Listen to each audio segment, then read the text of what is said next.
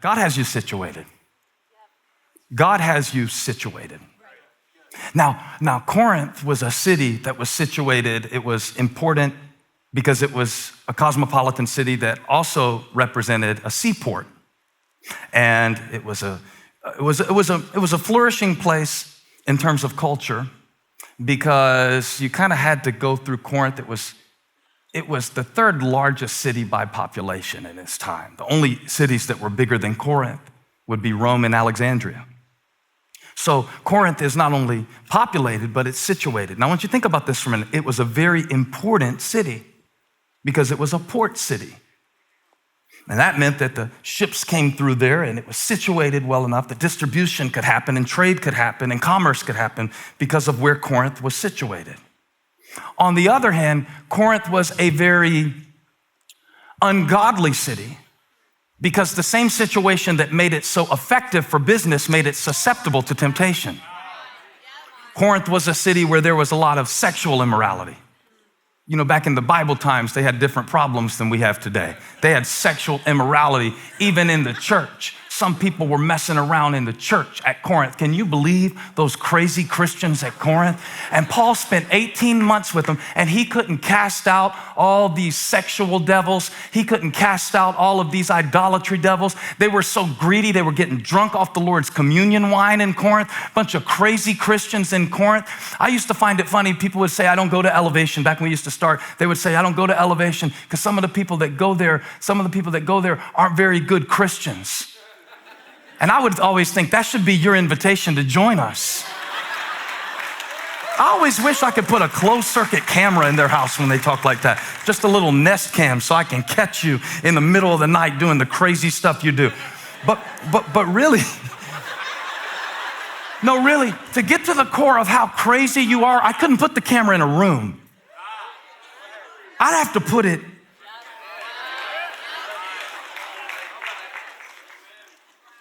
And Paul is talking to a group of people who are very important to him. He's invested a lot in them, and they've hurt him deeply.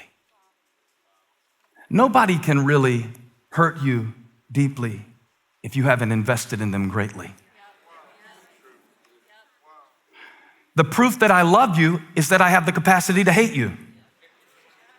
You can't hate somebody you don't love. You can ignore them. You can be annoyed by them. You can be perturbed by them, then you can pray for them, but you can't hate somebody that you don't love. It's not that Paul hates the Corinthian church. It's that his relationship with them is so important. Not only to him personally. Now, it's important personally. We find out more about Paul through his writings to the Corinthian church than anything else he wrote in the Bible. The book of Romans, if you want to really understand Paul's theological construct for justification by faith in Christ, not through works of the law, you should go to the book of Romans.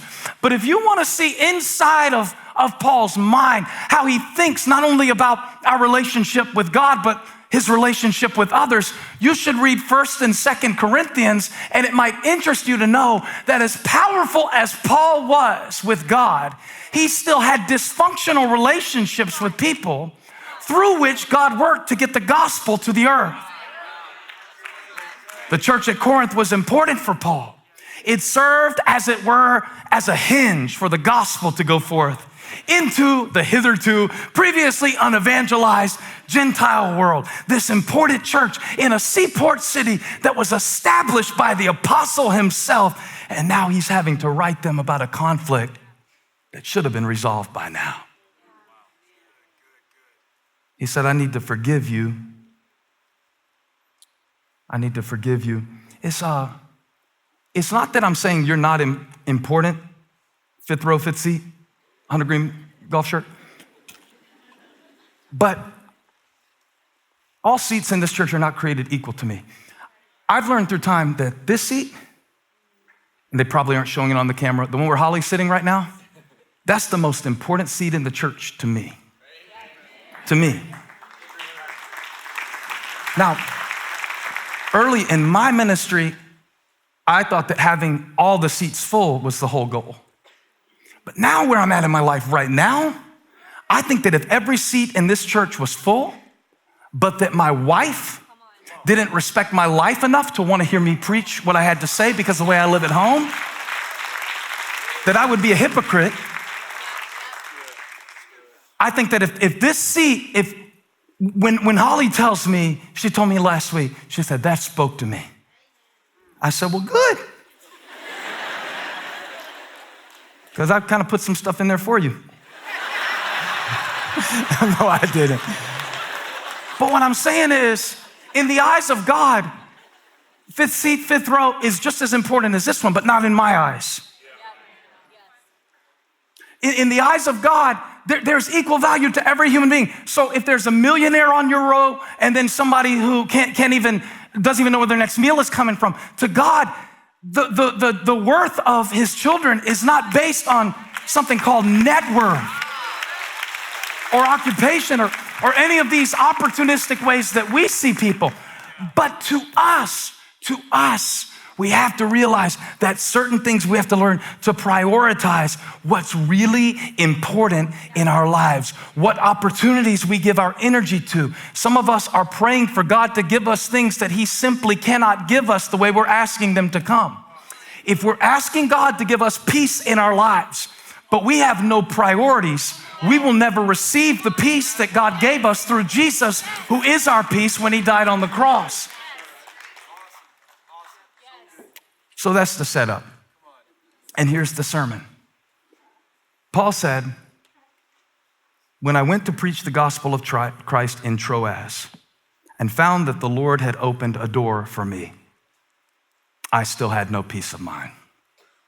This is Paul, the point guard of the New Testament church to the Gentiles, saying, I had an opportunity. Now, Paul has seen God open so many doors, and so have you. I said, so have you. How many of you, just wave at me, have seen God put you and situate you and position you in places that you could never earn or deserve and don't know how you got here? Yeah. How many of you were smart enough and competent enough and you did it all by yourself and you created your own oxygen that you breathed into the lungs that you formed with your hands in your mother's womb? Even your success was because of how God situated you. The reason Corinth was important was because of where it sat in relation to the Mediterranean Sea. Some of us get very prideful about things that we accomplished. But if God hadn't put Corinth by the sea, it wouldn't have been a port city. So even when God blesses me, I understand that if he did not give the wisdom, if he did not give the strength, if he did not give the opportunity, I don't care if you're a professional tennis player. If somebody didn't give you a racket, if somebody didn't give you a ball, you can have all the athletic ability in the world. But without the opportunity that God gives, all of your human ability means nothing. Even the ability itself comes from God. This is what Paul knows, and that's why he uses a phrase that we can use too sometimes. We can say, the Lord opened a door for me. The Lord opened a door for me. So don't be mad at me about the blessings that I'm walking in. The Lord opened those doors for me. I remember real early when I was preaching, I invited myself to preach at a church. I didn't like it. I didn't like how it felt because he said yes. And once I got there, I felt like it was up to me to perform. I was 17 years old.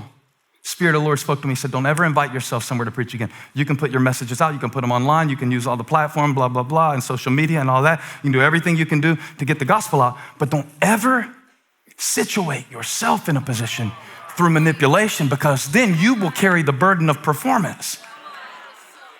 It's something awesome about knowing the Lord opened this door. It's just something freeing about knowing the Lord opened this door. It's something great about knowing that God brought me into this relationship.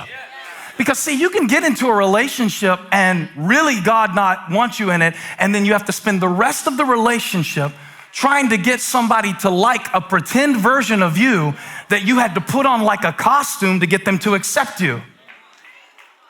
But if you had to compromise yourself to gain their acceptance, what did you really get? Something awesome about the Lord opening doors. There's something awesome about the Lord closing doors. Well, last week we talked about the red light and the green light. Praising God for one and not the other. Kind of foolish. You know, the green light is only as effective as the red light. Y'all want all green lights in the city of Charlotte where everybody's just smashing into each other all the time? So why do we want all green lights from God? Just to be crashing into stuff that we could have avoided if we would have heard his voice. Pray this, Lord, open the door. Now pray this, Lord, close the door. Because either way, I want your hand on the knob. Everybody over 25 ought to give God a shout of praise. You don't know to shout over that closed door till at least 25. What's interesting about this text to me is that we could argue the most important figure in the New Testament other than Jesus, who roughly over a third of the New Testament is devoted to either his letters or his life, Paul, formerly Saul of Tarsus, the one who got knocked off of his horse on his way to kill Christians. And God closed his eyes and blinded him, sent him to Ananias in Acts chapter 9 to receive his sight, and he spent the rest of his life taking the gospel to the known world. He started at least 14 churches, and he started out as a Christian killer. God used him to multiply in the earth the thing that he tried to uproot in one season. Only God could do that.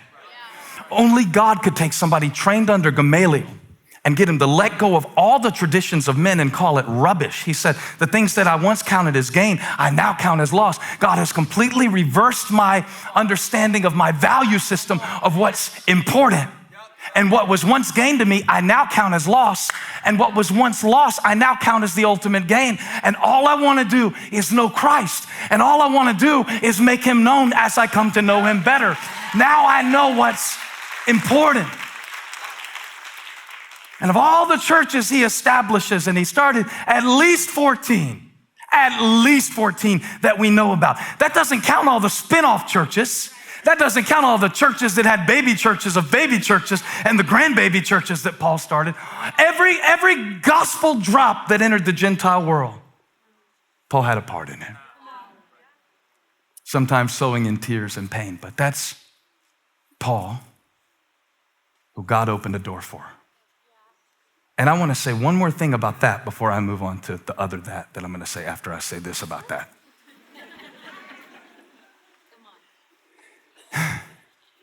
The whole reason that Paul took the gospel to the Gentiles was because the Jewish people rejected him. You know, sometimes rejection is one of God's greatest doors. While Paul was preaching in Judea, they didn't want to give up the customs and the rites of Judaism. So God said, that's fine. I'll open a door for you somewhere else. When God opens a door, nobody can shut it.